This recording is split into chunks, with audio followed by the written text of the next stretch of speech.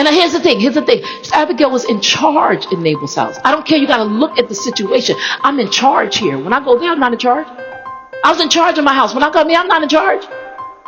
Stephen and Christine in charge. I know. The pastor says so. He said, Jamie, be a good patient now. Be a good patient. And the pastor Howard was like, Jamie,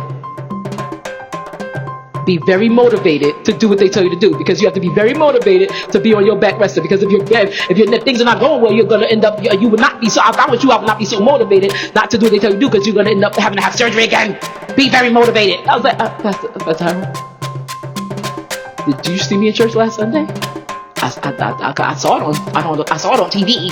I saw it on the televisions. But that's the reason why I run up in church like I was crazy.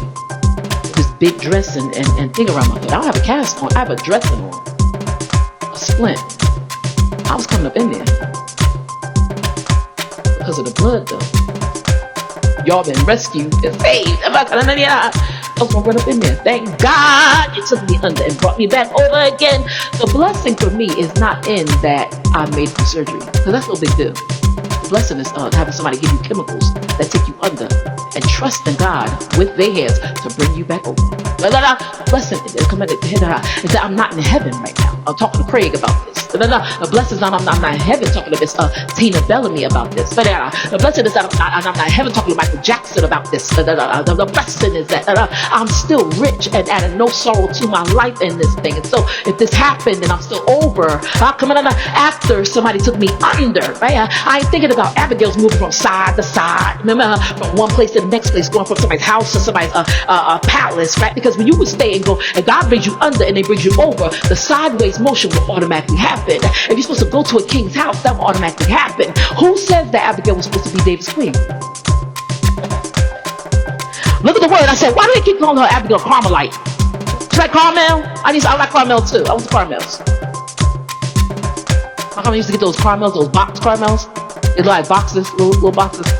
I like Carmels. Not that one though. Who told you? The situation makes sense, but who told you? I know that the king in my life, when he comes in, it's not going to make any sense. It's not that he's not going to make sense. He's going to make perfect sense. And it's not that I don't make sense. I'm just beautiful. I make all the sense in the world. My sense make dollars. That's why I make sense. All my sense make dollars. So I know that, but we won't make sense to the church. God already told me that. 5, 6, 2016. Wait, I gotta count my fingers.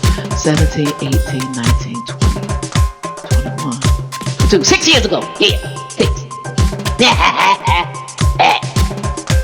You told me already. So why would I be afraid to go under with the man that already brought me over, that told me 6 years ago what he's going to do in my life? I don't need to understand. I overstand. I never understand. People are like, oh, I understand you. No, I don't understand you. I overstand you. I'm a queen. I don't ever understand. I don't sub.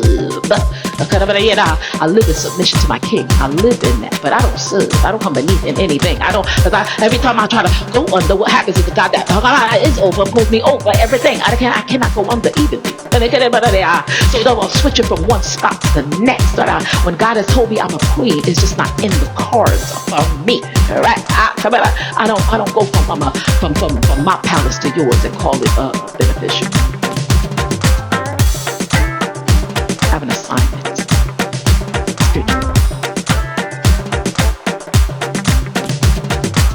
My assignment is here right now. God has a way of taking what was. Y'all heard, I told y'all about the experience I had the first time. And then I told them, I said, what Dr. Warner says that we have to do the same thing over again. And it didn't occur to me. Like, he told me what he wanted to do. The same exact thing. After he screwed the thing in, then you have to do everything over again. No, put your foot down, you got to walk with crutches. All the rules I gave you the first time, you have to follow all the rules all over again. I want to punch him in his neck. Because I don't do stuff over. I did this already. I'm a queen. I don't do it. He told the nurses, he said, before I went under, the nurse came to me. She said, Jamie, she said, you play a lot of sports? I said, no. Why? She said, because he told me, he told me we're going to have to dress you a lot. He said, because you're so competitive. He said, you're very competitive. I said, that's right. And what? That's right. My surgeon told her that. My surgeon? How he know?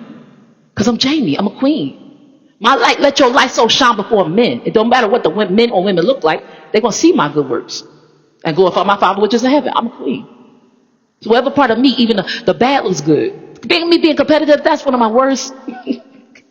That's one of the things I got to calm down with the king coming in. Because he's going to be introverted. He's not going to be that. He's not going to be introverted like that. It's almost like I get to the point where I'm like, I can run to the store faster than you. Now what? I used to do that with my cousins.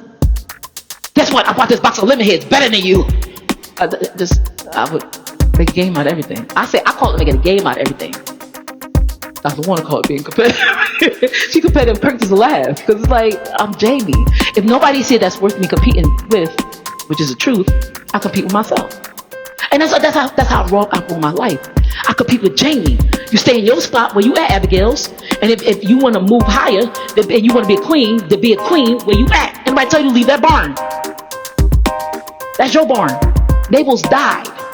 Nabal's died because he said something stupid. I'm like, hey, you know, I get a barn now. All things work together for the good. I get a barn now. So some good come out of it, right?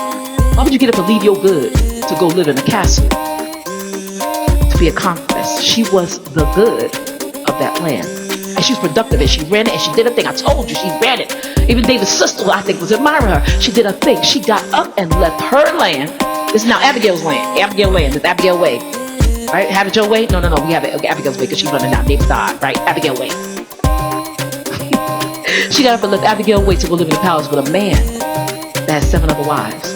And even Google said, we don't know how many concubines that he had. Why would you want to be one amongst the? I'm black. My hair is afro. And the ponytail right now is the afro. I'm gorgeous. And I'm still not one amongst them. I stand out everywhere I go. Beautiful. Even if I'm standing next to you, I'm always going to stand out. Because I'm not one amongst them. I'm not even in the amongst. The among or the stuck. None of that. I'm queen. You are queen. Don't. Be satisfied. Paul said, I've learned to be both abased and abound, right? So be satisfied with where you're at. Be content. I won't say satisfied. Because satisfied means that I'm full off of it. I keep getting my feeling off of that. And that you should never do. But be content wherever you're at. And then when it's time for you to go up higher, God will take you. You won't be able to go under. Even in anesthesias. You can, they put, what you mean I went under? No, they put anesthesia in me, but I didn't go under. I'm Jamie. I stayed over the entire time. I didn't even know my foot was still, but the bone was in such an odd place. Even the nurse was like, what? And I was walking around on it. What to do? I'm competing against Jamie of yesterday. So Jamie walked around in the shoe and the boot, and Jamie got to walk around in the shoe and the boot. Better today. She got to do it better. That's it. I started painting yesterday. I started 2 the day before. And I didn't really start those. I kind of just laid down my foundation for it. But if I'm an artist, I always do better. I'm shipping out one that's supposed to go, and I was invited to go up to ship one to another gallery. That Cindy's leaving. So I mean, come on. Let's just be real about it. If God gave you a gift, be productive. You be content where you are until the king from the palace comes to get you. Right? And know the king. If you got 7 kings or queens already, why you need me?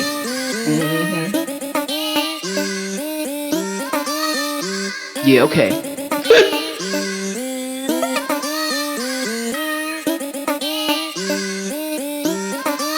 Because Merab, right? Merab, Saul's daughter, was a conquest. Abigail was a willing participant. Like Barbie dolls.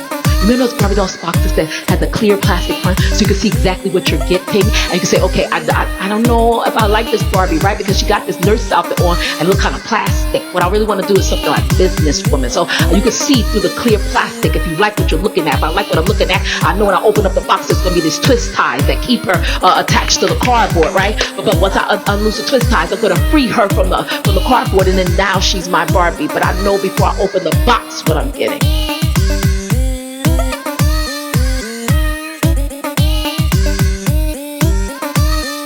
Know which queen is supposed to release you from the box, from your box.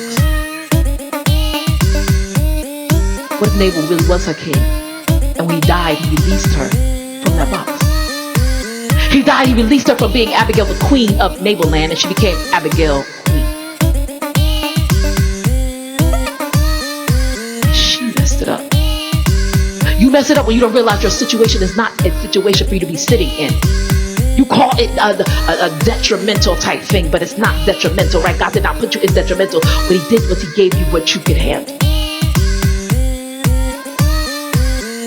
But you don't speak over it. And I'll ask God what to call it.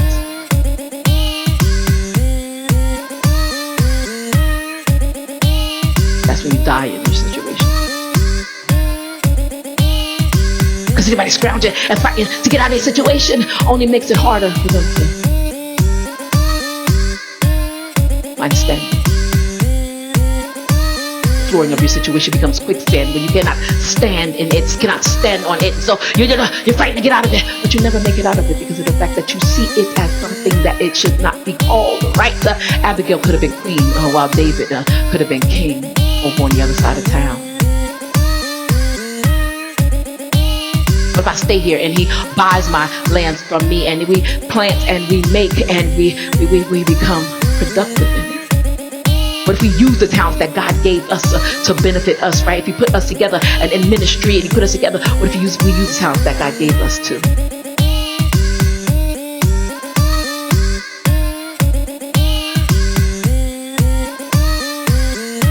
What if there's a new heaven and a new earth, right? And so in the heaven, right, you talk about how marriages will be, I guess, squashed. I don't know, magically squashed in your head, right? Because covenant doesn't mean anything to God, to you, right? So what if marriages in heaven are pending being a certain way, but marriages on earth aren't? And so that's why you hear about kings and queens are having dominion and having providence, and Jesus giving the kings and queens providence over the land. And instead of us focusing on what life will look like for us, in the end, we want to Macpella at every grave, Macpella at our wives' graves, Macpella at our husbands' graves, because we want to get rid of them and get with somebody else. Be a heavenly host, get you a heavenly Gomer, and start laying up for yourself a treasure where it does not belong. But you don't realize, hallelujah, that earth may not be set up like that. What if?